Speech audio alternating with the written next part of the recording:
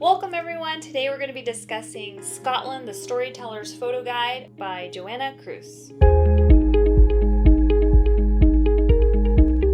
Imagine a Scotland photo adventure where stunning landscapes come alive on every page. A journey where you don't just find the perfect photo spots, but you step into a story that sparks your imagination and ignites your creativity in photography. Instead of merely following a list of locations, embark on a fictional road trip through Scotland alongside Joanna and her travel companion Brian. Together, you'll immerse yourself in a captivating storyline that weaves together Scottish characters, local lore, history, legends, and mysteries. So, this is a book that I was super excited to read because me and Abel here have been wanting to go to Scotland for like ever, and we definitely have not been yet, and hopefully we can go in the future if our expenses allow it. So this is why I'm so excited to have read this book. I feel as though not only have I already experienced Scotland, but I feel like now that when we go, we are so well prepared to get the full impact of it when we're there. Like, I know now which locations to go to. I know what shoes to wear. I know what time of day I should go. I know where to get like really good vegan things to eat. It's just, there's so much that is offered in this book that I just feel so well prepared. I feel like we gotta go now. Like, we should just go. And all the little historical tidbits, like, did you know? Did you know? And this picture was in Outlander. Yeah. This was the mill. That's where the prince and the princess met 10 years ago before they got married. Yeah, I think it's so great. So at the very beginning of the book, she goes on to describe what's called signs and symbols. So throughout each location, not only is it accompanied with like photos, but it also has different signs and symbols that will tell you like the time to visit, like tide levels, because that's a thing. I would never even thought of that as being an obstacle of taking a really good photo. Yeah. The type of location, so like if you're gonna hike a couple miles or walk a couple miles or not, if parking's easy, things like that. It's gonna be crowded if it's out in the middle of the country. Is it secluded? Right, which is super cool because I never would have thought of that. I was just like, well, we're just gonna drive around and like look at stuff. Take pictures of random stuff. Yeah. With no history. And then also she talked about this app or a website that you can go to where you put in 3 words so that it links you to where you can get that exact photo, like the exact spot where you can take that photo that she's providing already through the book. These photos are beautiful. Yeah, and she goes on to explain like all the pro tips, like the type of bulb, all the setting, the angles, like everything is explained, but it's explained so easily. And with like the easiest verbiage. Like anybody can take this book and apply it. Yeah, and it's a quick and easy read because it is like a travel journal / diary / historical facts. And it sounds like a lot, but the way it was put together in the book is very clear, very simple. The colors are great, and you could easily navigate. She talks about the lighting, the angle, a lot of things that we don't really think about. Yeah, we just want to take a picture. Yeah. But they say kind of like the coordinates and look at it from this angle when the sun is about 6 o'clock or whatever. Right. Yeah, and it is fun and quirky because you get to see a lot of the ramblings between the author and Brian. Yeah, so Joanna and Brian, they're on this this adventure. It's almost like a scavenger hunt, it felt like to me, because so the beginning is she is meeting with the tourism board on the next book, right? And what they're looking for. And so Brian, he happened to go into an antique bookshop and he finds this book, and inside is like this paper with a really cool inscription, which I'm going to read, and it kind of leads them on this journey, and also is like the perfect guide for them to make this new type of travel book. Only the chosen will walk the ancient path and find the stone. A world unfolds in which the shadows twist, dark becomes light, an old spirit will find you and show you your fate and the soul of Alba. I know, I was like, ooh, that's cool. And the dude that wrote it is this Angus, I can't say the last name. I'm going to butcher it, but I'm going to try.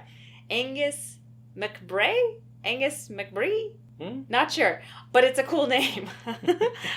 And so I'm like, if any dude named Angus was telling me to go on an adventure, I probably would do it because I'd be like, wow, you have a cool name and it's probably going to be an awesome, cool adventure. But I actually think that quote alone kind of embodies the, like, Scotland, like the whole feel of it, like the whole vibe, you know? It's filled with so much beauty and history and depth and, like, so much personality. I just feel like it's something that you wouldn't forget. Like, you couldn't forget if you'd ever been there, you know? Yeah, I feel like even just reading this and looking at all the beautiful photos. Feels like you were there. Yeah, I felt like I was there, and I learned so much about each location, and, like, just enough to spark even more interest. Like it even said at the beginning, it gets you really interested. You're, like, excited. You want to go and you want to be there. I definitely feel like the author she nailed the assignment 100%. If you're there just for the historical fact, the history of Scotland, if you want to see the beauty, the photography of photography,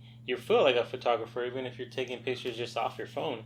I guess, like, the TV shows, Outlander's mentioned a few times. Yeah, so if you're, like, a fan of that, you're kind of like, ooh, this is exciting. It's a lot of cool stuff, and as you said, like, just reading the book, it makes you feel like you're there. It gives you, like, an advance, like, look into what you're going to experience. Like, I feel like we felt and saw the heart of Scotland just by reading this and reading Brian and Joanna's, trek through all of Scotland and their funny banter and the people they come across and how they speak, which was crazy to me.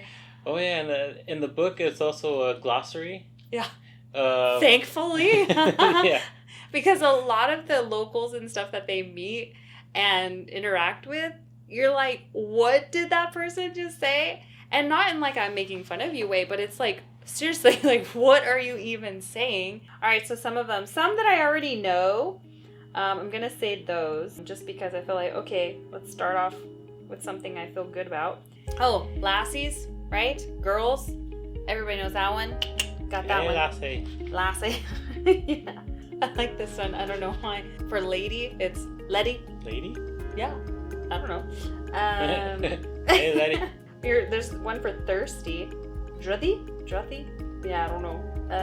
Oh my god, Highland cow. Hey-riku.